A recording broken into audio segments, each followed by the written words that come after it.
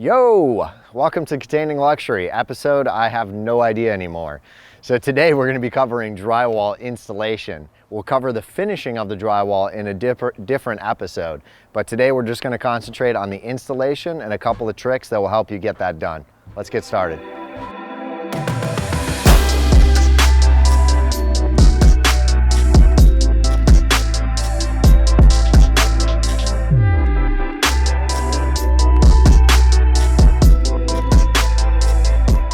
Using UltraLight sheetrock. This is 1/2 inch. Now, when we're using 1/2 inch on our walls, most building departments are going to require you put 5/8 drywall on your ceilings because it's a little bit thicker, a little bit stronger, and it has a different screw pattern that we're going to be using on the ceilings.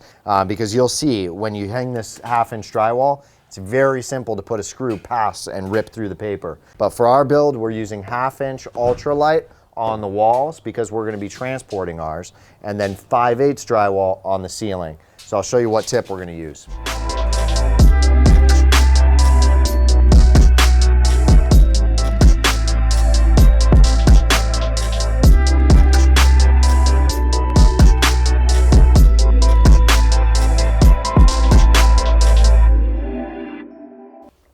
Drywall tip.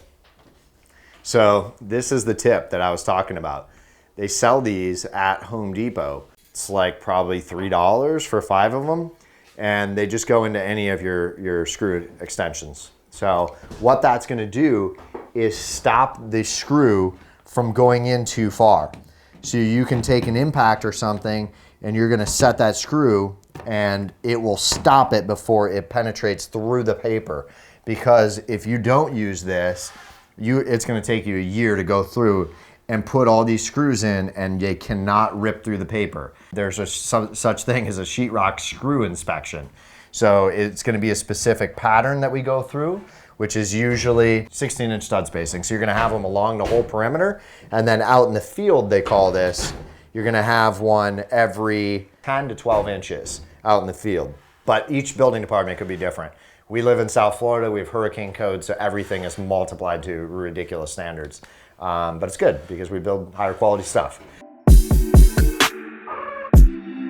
So our ceiling height is 8'6". Each piece of drywall is 4 foot by 8 foot. Anytime you're installing something, you want to stagger it. So because our framing's running this way, our drywall's running this way. So that keeps everything nice and super strong. Overlapping, running materials, crisscrossing patterns. So rather than putting this rip at the top and having to mud a section this big, we opted to put it in the middle here so we can tape this seam, take this seam, and then we can float it out all in one section, and then we don't have a seam at the top and we don't have a seam at the bottom. Okay, quick. When before we want to start hanging drywall, we want to make sure that anything that is in risk of getting damaged, like electrical wiring, plumbing lines, is clearly marked out on your drywall.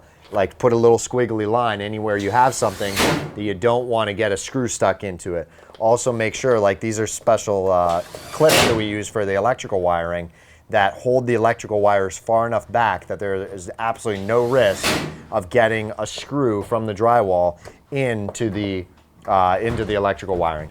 Do I look good right now? I'm not going to answer that question. That's a yes. So we have 2 types of drywall screw. We've got fine thread, which are good for metal studs. That's what we're using. Coarse threads are going to be used for wood framing. The other thing we want to cover is making sure you get the correct size. So usually the rule of thumb is you want to have about 3/4 of an inch past the thickness of your material. So since we're putting in 1/2 inch drywall on our walls into metal studs, I'm using 1.25 inch fine thread screw. Are you videotaping right now? Why? Why would you do that? We're filming a picture.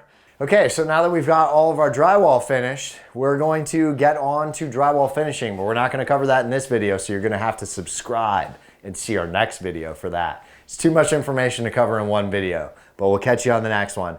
Thank you guys, and if there's something we didn't cover, make sure to hit the comments below, hit the subscribe button somewhere in this general vicinity, and we'll see you next episode. Thanks guys, see you later. Drywall 101. We're gonna be installing all of our drywall. Take two. Now here's how you check for live electrical wires. Just kidding, don't ever do that. Wait for it. Yeah, drywall screws. Great. Now that we've got all of our drywall hung, we're gonna finish the video.